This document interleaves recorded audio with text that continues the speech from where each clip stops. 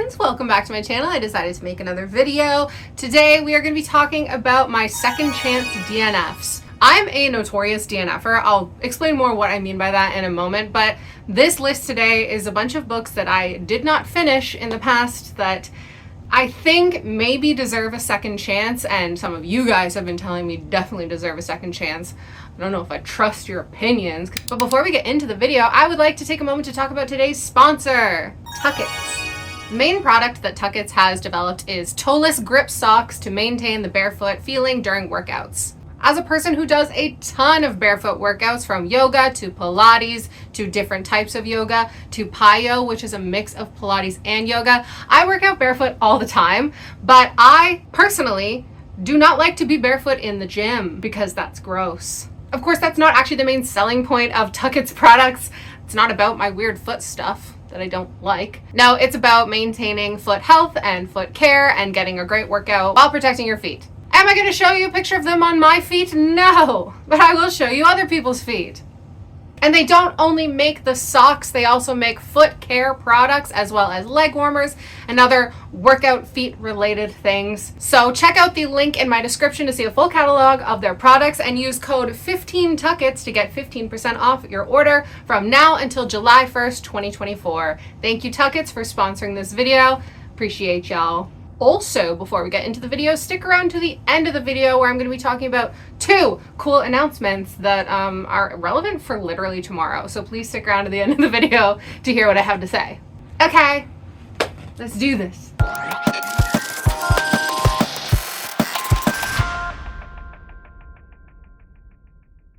So, DNF. Do you know what that means? It's an acronym for did not finish. There are tons of people on the internet who say you must not DNF a book. You have put in the time to read it. You should finish it if you've given it a try. And like, if that's your vibe, do it, I guess, but don't let it actually impact your day-to-day life and your mental health. If you're reading a book that you don't like and it's actively putting you into a reading slump, stop reading it. That's my advice from an expert, me. I DNF books every day. Not literally, but quite often. I have definitely started tenfold more books than I've finished. And I think it's because I'm very picky about books, and that's fine because it's my life and my reading habits, and if I don't want to finish a book, I don't have to. But anyways, sometimes, I'll admit, I DNF for the wrong reasons. Sometimes I DNF a book for something as simple as I'm just not in the right headspace to be reading that book at this time. Like, I'll start reading a fantasy book and realize I actually want to read horror. And instead of coming back to the fantasy book, I'm like, oh, well, I'm done. But the biggest and most problematic reason I have DNF'd books is because it is a sequel to something. And for whatever reason, reading sequels does not feel productive to me. I feel so much more accomplished when I've started a new series. And that is why, again, I've talked about this a bunch already, but I've never in my life finished a book series. Never. Not one. And I think that's going to change soon, but also I'm okay with it. I'm okay with it. People think I'm crazy, but I'm not crazy. I'm fine. Anyways, I've chosen 5 books. I actually don't know if they're in the shot. They're not supposed to be in the shot. But I've got 5 books beside me here that I think maybe deserve a second chance, and let's talk about them and let me know in the comments if you think they do. Okay. I don't know what order I'm doing these in. I haven't actually put any thought into this. I think we're gonna start with Never Die by Rob J. Hayes. And I've still got my bookmark in it, so you can see exactly how far I made it into this when I DNF'd it. Well, chapter 6. Page 34. I picked this up because it was relatively popular on Bookstagram at the time. Not as popular as it is now with the Broken Binding specials that are out. It's a self-published samurai-inspired adventure, and it's very short, which is the reason I started reading it, and also probably the reason I DNF'd it, unfortunately. A murdered 8-year-old boy is on a mission from a god to collect heroes to help him deliver judgment to the Emperor of the 10 Kings. Unfortunately, the only way for this boy to gather these heroes to help him is for them to die first. So he's got 4 particular legendary heroes from storybooks in mind, and he has to find them, kill them, and bring them back so that they will help him out. It sounds sick. It sounds awesome. So I do this thing where when I finish something chonky, a big thick book, I like to read something small as a palate cleanser in between before I start something else big. So that's what this was intended to be. I started reading it because it's short. I wasn't super drawn in, and it was taking me a while to even get 34 pages in. And by the time I got there, I actually was ready to jump into something big again. So this kind of just got put to the side. I didn't even think I was DNFing it, but it's been like 2 years now, so I think I've DNF'd this. But you guys love this book. And I know that this happens sometimes where, you know, when the Broken Binding puts out a special edition of something, people go freaking feral for it because it's beautiful, but not necessarily because the book is good. I've heard really good things, but I personally was not like super impressed by it in the first 34 pages. So I don't know. I don't know anyone. I haven't talked to anyone who's actually read this book because, again, when I was reading it, it wasn't a big deal. So I was like, I'll just put this to the side and forget about it. But now people are reading it again, and it's on a big hype train right now, and I'm kind of thinking maybe I should read it again. This one's first on the list, and it is short, as I've mentioned, so I do think it's a good candidate for a second chance because it shouldn't take me that long to get through. Plus, I definitely have some opportunities for buddy reads with this because so many people are just picking it up for the first time, and I do better with buddy reads than solo reads for books that I'm not super interested in. Yeah. Can I also just point out one thing that I just don't enjoy about the physical packaging of this book? There are these little things at the starts of the chapters in this font that's supposed to look like handwriting, and I cannot read it. I can't read this. It's not just because I don't have my glasses on. It's a weird, like, especially the bold font at the top it's a weird choice. It's very difficult to read. That was book 1. Did I say I'm doing 5? I think I did, but we're doing 5. The second book, I think, is a similar situation to the first book because it's Godkiller by Hannah Kanner, and my bookmark is about halfway through. So I made it halfway through this. So this is actually a UK ARC from Harper Voyager that I got in January 2023. It's pitched as The Witcher, but with gods, and it is Hannah Kanner's debut, and it's got a stunning opening. The opening sequence of this, I was on board. I was so excited. But as the story progressed, I just kind of was losing engagement, interest, stakes. The action's cool, but I only really care about the POV of one of the characters, the main character, the Godkiller character, but it is 3 main POVs, and the other 2, the girl and the guy, I don't remember their names, I'm not super invested in, unfortunately. I remember just feeling that the storylines, although the 3 characters are physically together on, you know, aligning journeys, the storylines and even the writing style of their stories was very disjointed. And I know that can happen in debuts sometimes, but I don't know. And I remember thinking, because this was January 2023, I looked up when the audiobook was coming out because I thought I could finish it on audio. That would just be easier. But it wasn't coming out until September 2023. So I put this aside with the intention of picking it back up in September, and it did not. And now it's June. I almost said it's April.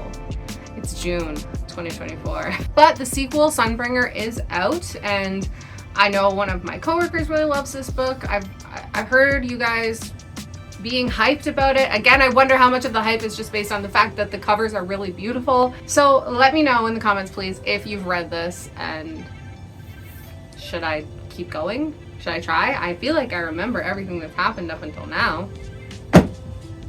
Book 3. What did I just do? This is 5. Book 3 is a book that I bought because it has a beautiful cover. Now I'm falling into my own trap. The Witch and the Tsar by Alessia Salnikova-Gilmore. I think now she actually just goes by Alessia Gilmore with her feature publications. This came out in, I think, 2023. 2022.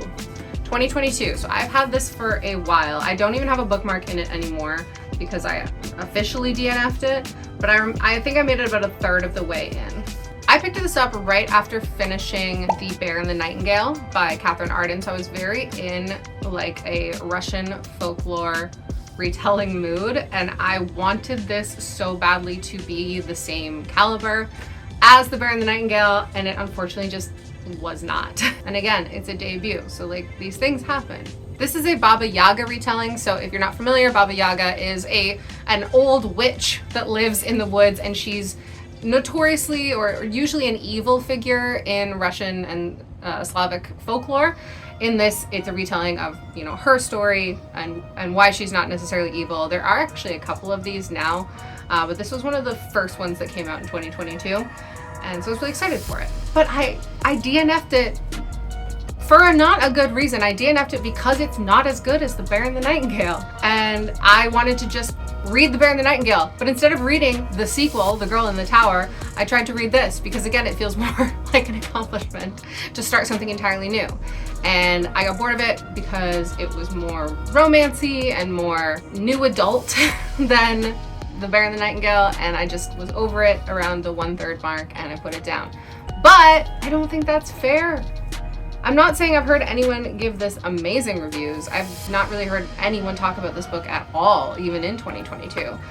But I know that I DNF'd it for a bad reason, and it kind of haunts me, I guess, because Russian and Slavic and Scandinavian folklore are some of my favorites. So I kind of want to give it another go. Okay, book number 4 is one of the sequels that I DNF'd. And I actually mentioned this in my last video. Get it. It's Empire of the Damned by J. Kristoff. I loved Empire of the Vampire. Well, okay, I have conflicted feelings about Empire of the Vampire.